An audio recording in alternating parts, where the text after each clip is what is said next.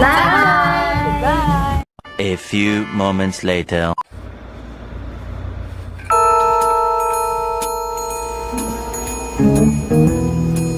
Life is so pointless. Hindi nyo ba naiisip? Like, the only thing that's certain in life is death. Okay, so before you decide that I'm depressed or something, let me just tell you a story. Okay, so I was watching Paper Towns. So Paper Towns, it's a story about Quentin and Margot. Okay, they were 9-year-olds, and one day they were playing in the park and they found a dead body. Margot, she was really curious. Okay, so she decided to investigate, and she found out that that guy committed suicide. And 18 years later, they were not close anymore. Okay, hindi na sila close. So one night, she just appeared on his window. Tapos she was asking Quentin a favor to join her in a revenge spree. They had the night of their lives. It was fun. But the next day and the days afterward, she just disappeared. So ayun, he investigated, and then she remembered she always loved paper towns. Paper towns kasi, yun yung mga towns na wala sa map. Okay, so technically, it doesn't exist, like literally. So nung dumating sila doon, they found Margot. But then, she said she didn't want to come home and she didn't want to be found. Margot embodied the nihilistic view of life. The moment she saw that man in the park, she wondered how all his dreams, his work, his problems, everything just disappeared in an instant. As she grew older, she realized that life has no inherent meaning. Life is just a beautiful nothingness. Okay? There's no spirit realm. There's nothing outside that decomposing body. And that the only thing that is certain in life is death. She believed that we only simply live to die. And nothing else matters. Nothing we do matters. Okay? So if nothing matters, she believed that we should do whatever we want. We should maximize this life. The world doesn't really care if we exist or not, and most don't even know if we do. Just like paper towns, a place which continues to exist but isn't really existing. Ala, seryoso ka, Titi? Okay, let me tell you the story of Joker's tragedy comedic life. So, Arthur, or the Joker, is a wannabe stand-up comedian who suffers from a mental illness. So, he laughs uncontrollably when nervous, which often gets him into bad situations.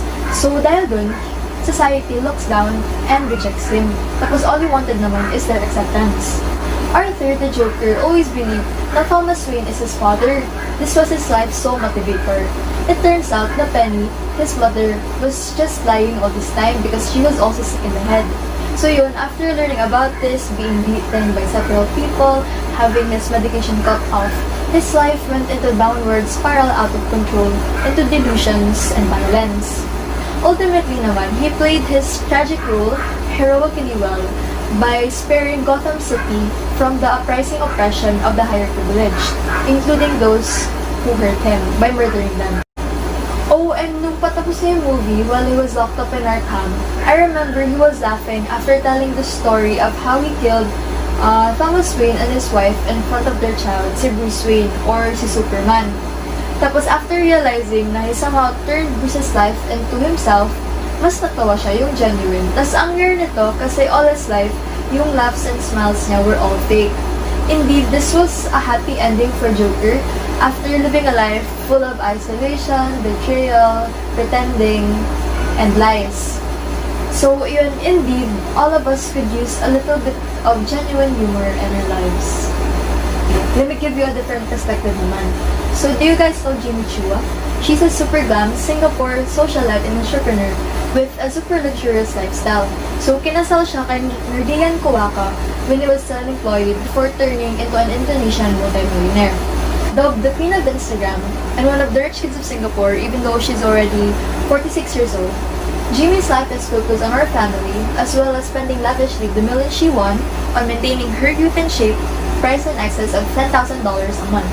Tapos grabe girl, if you check her IG, you'd see na every post or every photo she has is a perfect angle kasi she doesn't believe in candid shots. Tapos her OOTDs, her edits are always on point.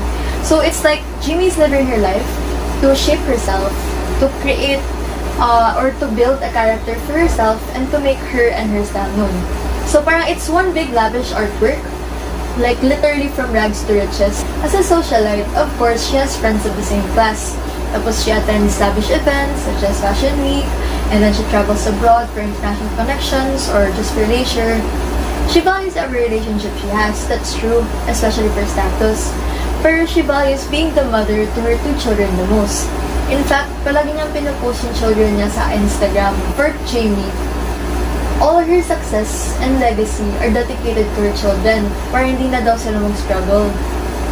So indeed, Jamie is living her life centered around a network of relations with other people, primarily for her children. I agree with Vine, and some people even think of God and afterlife as the meaning of life. For example, those whose religions believe in God dedicate their lives to serving Him. In the Catholic Church, the Pope, priests, bishops, and deacons, and other members of the Church believe that the vocation that God has discerned for them is to live a life religiously devoted to Him.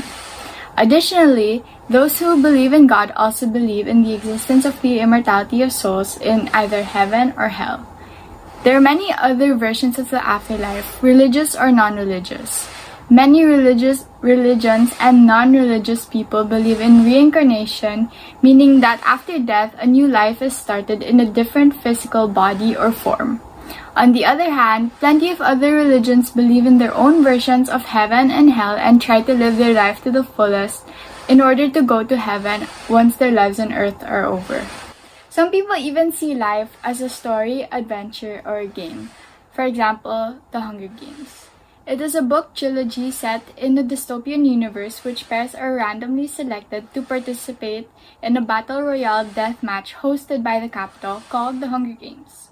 Only one tribute can win the Hunger Games, and those who are chosen are not allowed to back out. However, in the 74th Hunger Games, there was a breach of the rules, so Katniss and Peeta, the tributes of the 12th district, were both able to win. So here we see that life is a story because the fate of each tribute is set once they are selected to participate in the Hunger Games. Moreover, there's also a development of plot and character of Katniss as she tries to take down the Capitol because she realizes that they are corrupt and unjust. Next, Life to the Tributes is an adventure because they are risking their lives by participating in the games, although not by their choice. The ending to their adventure is unpredictable because they are all put up against each other to fight to the death. Next, we see that life is a game, literally, because the tributes' lives are dependent on whether or not they win the Hunger Games. Every district also has its own specialty, so the tributes must base their strategy to survive around what their district specializes in. So, yung unang kwento ko is yung Finding Nemo. Sobrang heartfelt ang movie niya. Siyempre, kwento niya is yung father and yung son, which is Nemo. Kasi isa doon, Nemo together with other fish. Drop sila sa isang tank, sa dentist. Originally, they all wanted to escape. Pero syempre, as a group, isa-save na naman yung isa para mas hindi nakakata, diba? We decided to get Nemo first so we can find his father. So, dito pasok yung life as altruism. Kasi, nag-sacrifice ang buong group para sa isang. Pero in the end, Nemo comes back for them to set them all free. Diba?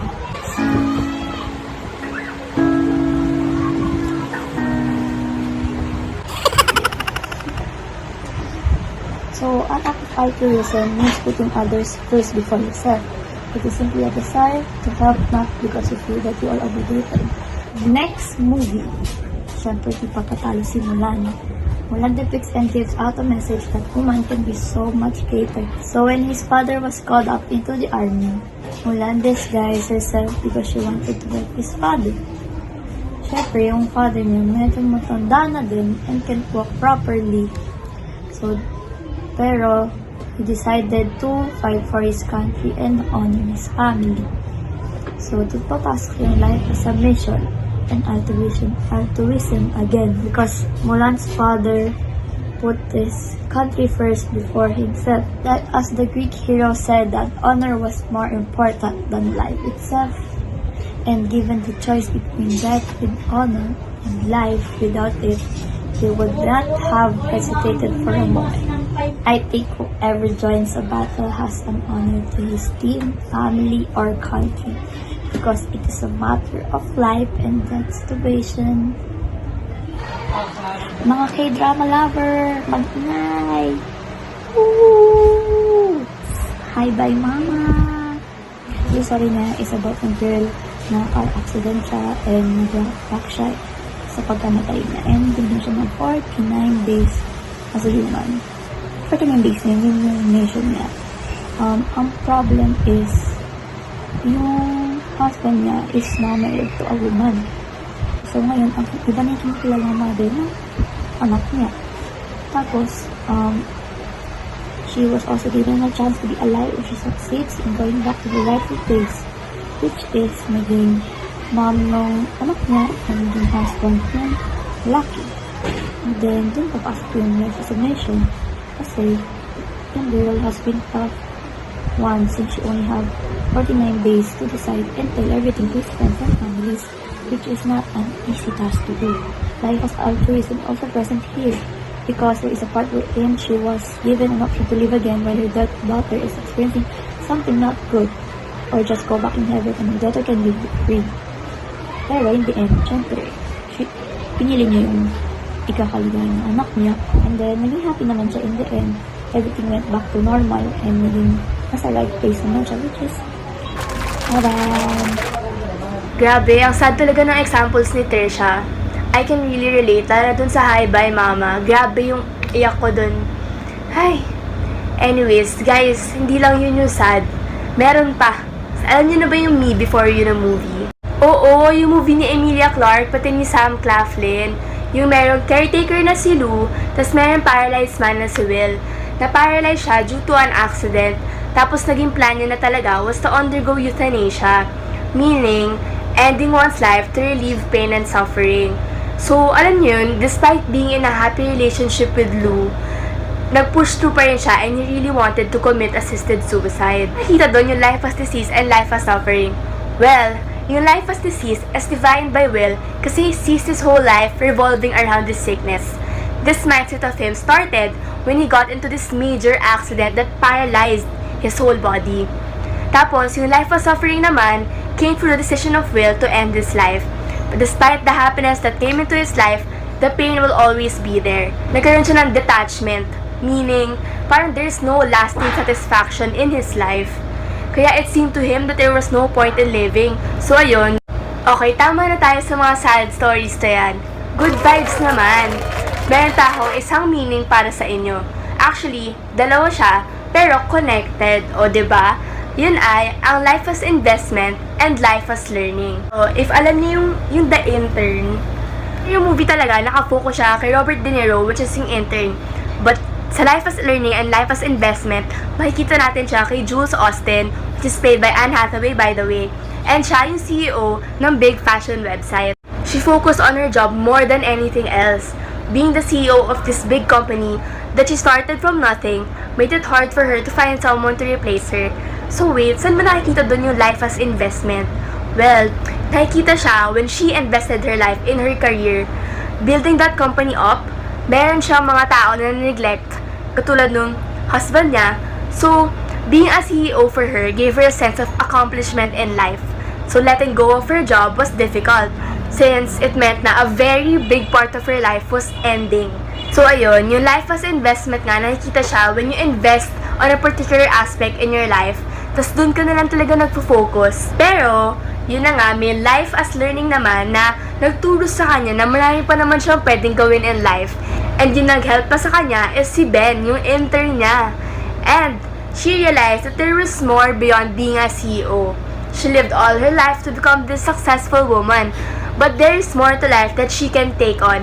In her journey as stepping down as CEO, she became more knowledgeable of what life is all about. She also then realized that she needed to spend time with her family and not just focus on her job. Alam nyo guys, nagagets ko na ata yung meaning nyo. I remember watching Lucifer and it's a story about Lucifer the devil. He got bored in hell so he went to earth, Los Angeles specifically, and he put up a bar. Then he met Detective Decker in a shootout and he eventually became an LAPD consultant solving murders through Lucifer's mojo thing. Tell me, Rex, what is it you desire?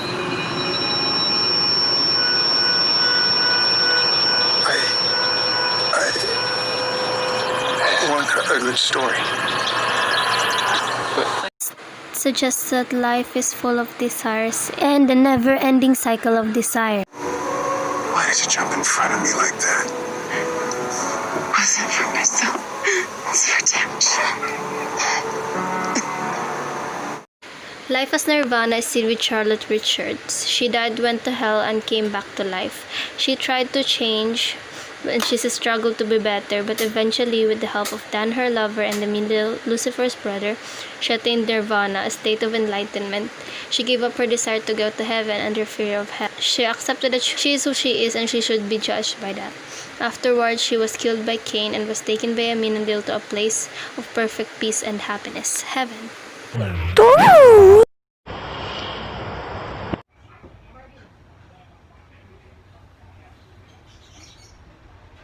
Hala, fair na pala, girls. Hay nako, napatagal yung deep talks natin ah. Pero in fairness, ang sarap ng usapan. Good night! Okay, good night. Night.